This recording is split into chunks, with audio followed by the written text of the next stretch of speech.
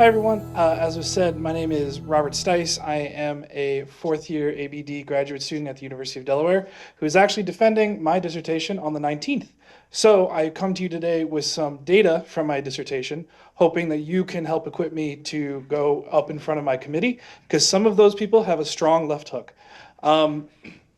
So today we're going to be talking about moral reframing and moral opposition to healthcare. And I think one of the best examples that I can give about moral opposition to healthcare initiatives, we have to think back to when the United States faced one of the worst pandemics that it's ever experienced to date. There were thousands of people dying. There was not a medical solution to that as of yet. So we turned to a lot of public health initiatives, such as sheltering in place, avoiding public gatherings, and wearing masks. And I am, of course, talking about the 1918 Spanish flu epidemic that rocked our nation. Today, there are some other types of moral oppositions to healthcare that we see from different highly motivated groups. Just like in 1918, where you had groups of trolley workers and refusing to go to work if they were required to wear masks.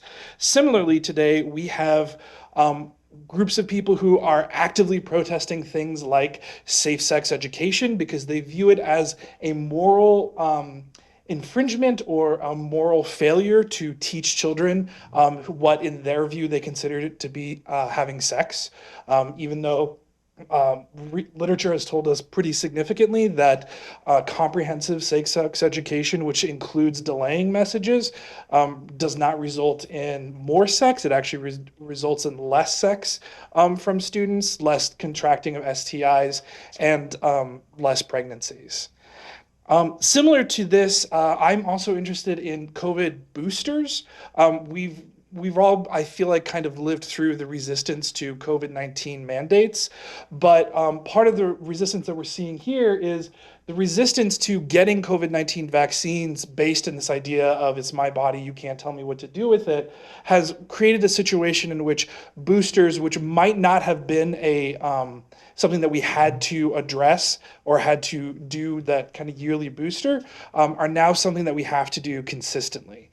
And so I think it's important to start digging into these points of moral dispute, or these points where people are refusing to and actively trying to inhibit public health policy due to their own moral convictions regarding that policy. And to do that, I'm going to kind of borrow a framework that we've seen a lot today, which is to first start by talking about moralized attitudes.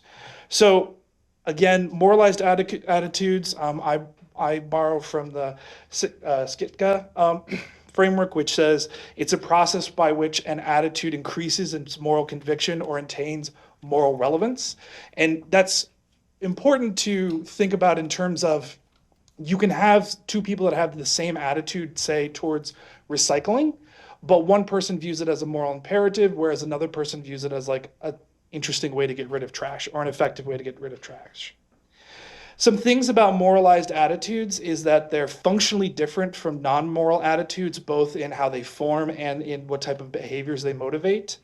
They result in distinct forms of neural processing as mapped on different types of imaging software when we're taking pictures of people's brain. They're resistant to social influence. They are inherently motivating, and we see this in the pushback to things like mask wearing, things like safe sex education. To hold a moral attitude requires a certain amount of action in order to make sure you're aligned with that moral attitude. Otherwise, you risk that cognitive dissonance of believing yourself to be a good person but behaving immorally. They are politically sorted. A lot of the moral attitudes around healthcare have been politically sorted into, you can reasonably assume that if somebody has a specific types of moral attitude, they belong to one ideology or political party as opposed to the other. And perhaps most importantly about political attitudes for the purpose of my project is that if someone holds a moralized attitude, they're going to be, or the research indicates that they're going to be more resistant to arguments that do not address the moral content at the center of that attitude. So as somebody who does a lot of work in health communication, which is all about how do we craft mass communication messages to encourage healthy behaviors and discourage risky behaviors, that's a really important part here that tells us that we might need to craft messages differently for this group of people. And so then that leads us to a strategy of doing this, which we call moral rhetoric. Moral rhetoric is a form of persuasive messaging that attempts to persuade via arguments about the right or wrongness of an act, belief, or attitude. So moving away from that, like, abortion's really safe, you don't need to worry about that, to like, here is why abortion might be a morally correct choice to do, or incorrect choice, depending on what you're persuading on. The thing about moral rhetoric is that there's some mixed evidence for its effectiveness. We've seen some work that says, yeah, if you make moral claims and arguments, that it's really persuasive. Other evidence says not so much. Some evidence says that if you make arguments around egoism, it works really well. Other people say, no, it's like more collectivism. So we've seen this type of mixed evidence that recent work by Dr. Luttrell we might understand as happening due to what we call like a message matching effect, or in health communication, we call this like a message targeting effect. Sorry, I'm getting lost. What message matching is it's a two-part process that says if you want moral rhetoric to work, you need to, one, make sure you're targeting a moralized attitude. So again, if we think in terms of like recycling, if there's a person who recycles because they think that it's the most effective way of getting rid of trash, if you make an argument to them about like, you're doing God's work or you're doing a good thing by recycling, they're probably not going to find that as persuasive. But also, we need to make sure that we're using the same type of moral values when we make those messages. So again, going back to the recycling metaphor, if we imagine there's two people who both moralize recycling, and person A is like, recycling is our duty because God has commanded us to be good caretakers of the earth, and person B says recycling is our duty because we need to pass on a healthy planet to the next generation, those moral values, while they result in the same type of behavior, are different. And if you're going to communicate with people that hold those values differently, you're going to need to match the value to the correct one. Because going to somebody, an atheist, with moral reasons about why God supports their recycling is probably not going to be as effective. And so how do we do that? Well, we do something called moral reframing. Moral reframing is a persuasive technique that is designed to create moralized and morally matched messages likely to resonate with the target audience. So creating morally matched messages. If you're not familiar, framing is pretty big in my work. I'm not sure about across this one here, but framing essentially is when you create a message that has a central organizing idea or storyline that it provides to an issue or event. So if you're morally reframing something, you're making the message about the moral content rather than other things that you could frame it about. Moral reframing uses moral proxies, and this is especially important in mass communication because while it might be possible for me to individually find out what important moral values you have to craft an individual message, mass communication puts us in the position of needing to craft messages for hundreds of thousands or even millions of people, and so we need to be able to have some sort of stand-in for, well, what are the moral values of this group that we're trying to target and how can we do that? Those moral values, those moral proxies tend to be moral foundations. They don't necessarily have to be moral foundations, but a lot of the previous research on moral reframings has indicated that, or has used moral foundations along the lines that I think a lot of us have seen before with those binding moral foundations being targeted towards conservatives and Republicans, and those individualizing moral foundations being targeted towards those liberals and Democrats. So I don't want to go over all of my hypotheses because this is a dissertation and boy, howdy, are there a lot of them. But I am going to talk about this in kind of like 3 buckets of goals that the dissertation wanted to look at. So the first one was, I wanted to know, can moral reframing be effective in morally contentious health contexts, specifically safe sex education and COVID-19? Is it effective to use moral reframing to try to persuade groups to support teaching safe sex education in schools and getting COVID-19 boosters And we'll talk about who that group here is in a second. Second goal, what impact do different cognitions, or what we might call individual differences, have on how like the persuasiveness of morally reframed messages? I was specifically interested in need for closure, need for cognition, and reactance. And then thirdly, how are morally reframed messages processed? What are the cognitive routes? I'm specifically interested in, does moral reframing kind of function in this message matching effect as like it seems to be theorized? And therefore we should expect more central route processing being kind of a theoretical term from the elaboration likelihood model.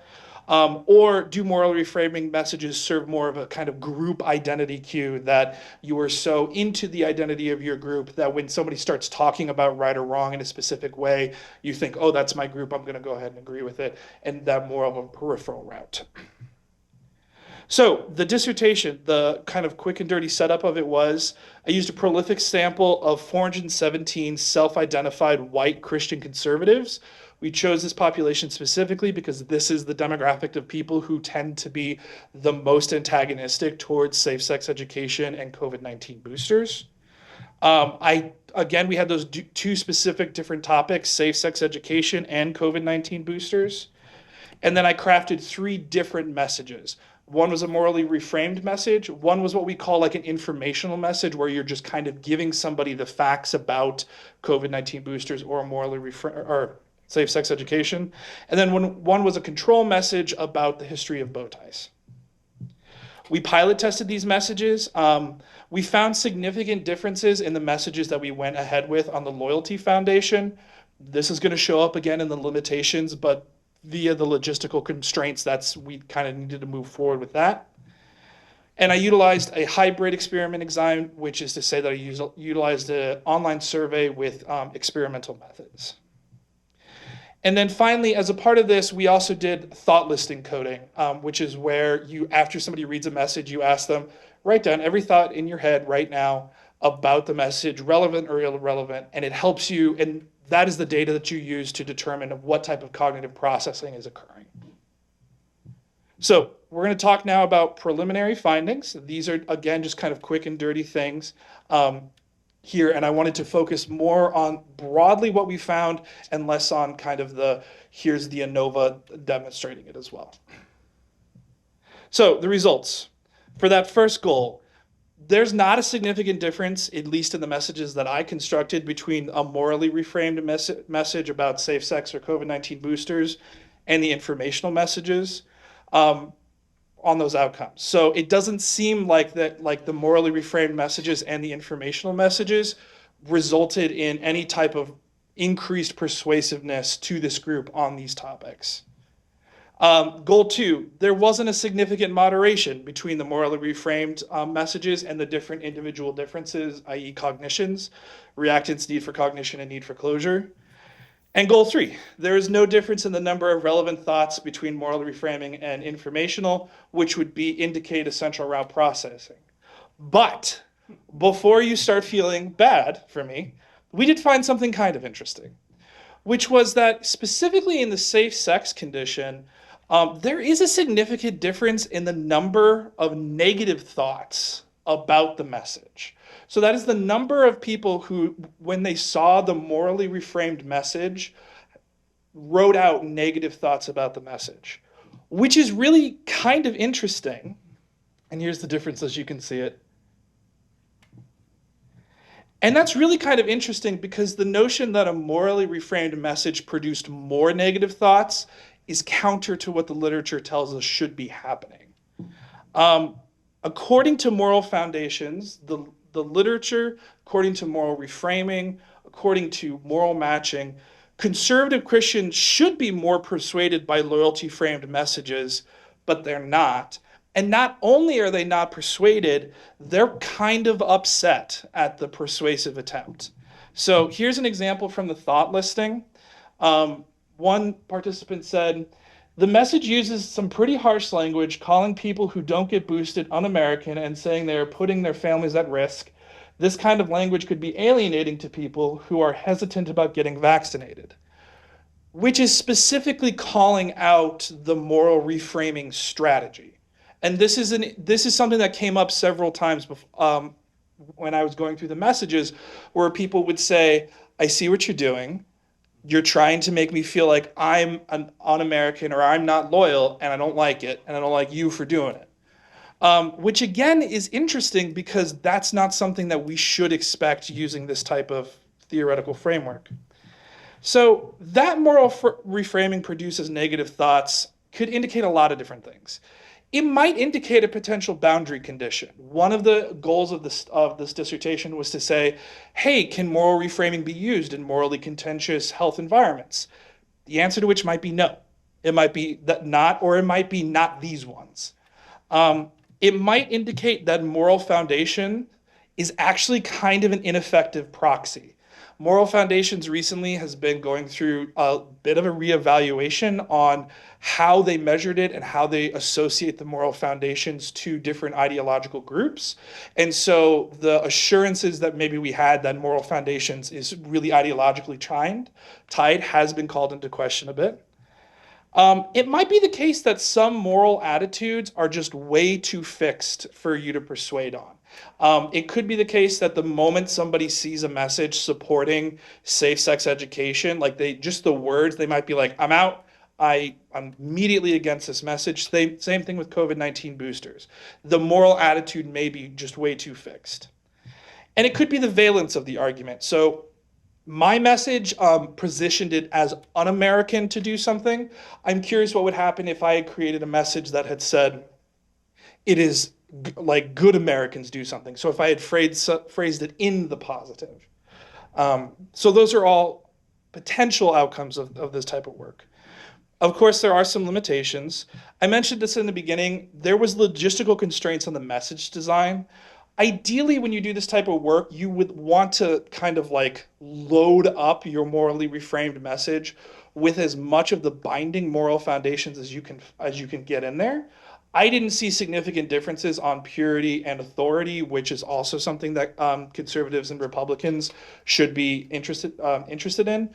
So there might be a world in which I could craft like a better morally reframed message that might work.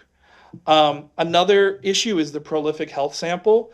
There's been a number of studies about prolific as kind of a provider of participants that says that they're actually prolific participants tend to be more thoughtful when they go and take your surveys, which in some cases is good. But in the case where you're trying to test persuasive messages about a health topic is not necessarily the best population. You don't always want the most thoughtful people trying to like read your persuasive message. And then these were single message conditions. I had originally intended them to be two, but again, due to the constraints to the moral reframing messages design in the pilot study, we did go to one, and there is some concerns about the ecological validity of a single message condition. So with that, I know that was kind of a quick and dirty thing, but I did want to leave a lot of time for any questions or suggestions that anybody had here that I could incorporate or think about as we go. So thank you very much.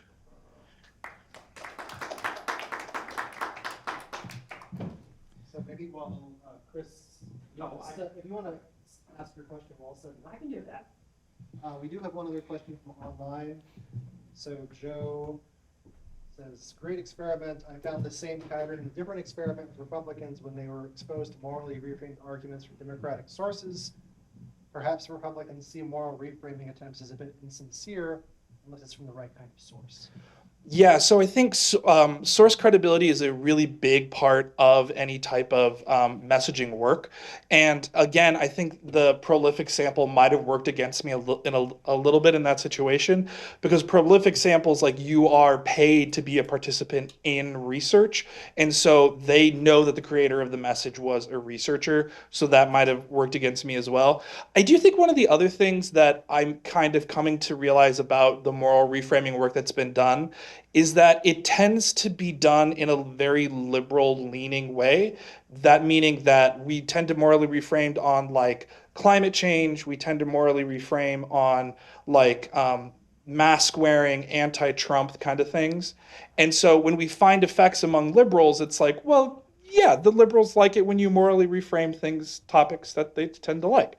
I think one of the strengths of this is that we did specifically look at kind of an antagonistic group for this. Did you have a Yeah, question? I did. I'm thinking about the who had the impact on Americans' attitudes or Republicans' attitudes about gay marriage, Mhm. and it was Republicans. When Republicans, so I'm saying what I'm saying is it's not really the message; it's the messenger. Yeah. And so I'm thinking I would be really interested to see what would happen if you gave these same messages and said one was coming from the most important hospital in Delaware. What would happen if the same message was produced by some Republican politician in Delaware or whatever? You know, I mean, I just think that you're absolutely right. I think that people have their their antenna up, and if they think they're being bullied Yeah. through rhetoric, they completely turn off.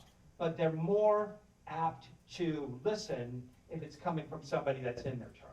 Yeah, and I had actually just reviewed a paper recently that looked at the impact of source credibility on moral reframing, and they had found something similar to what you're theorizing, that if you're able to manipulate the credible source part of it, one of the hard things about doing communication research is that successfully manipulating source credibility is very hard. But I do think that would be an incredibly interesting next step for this.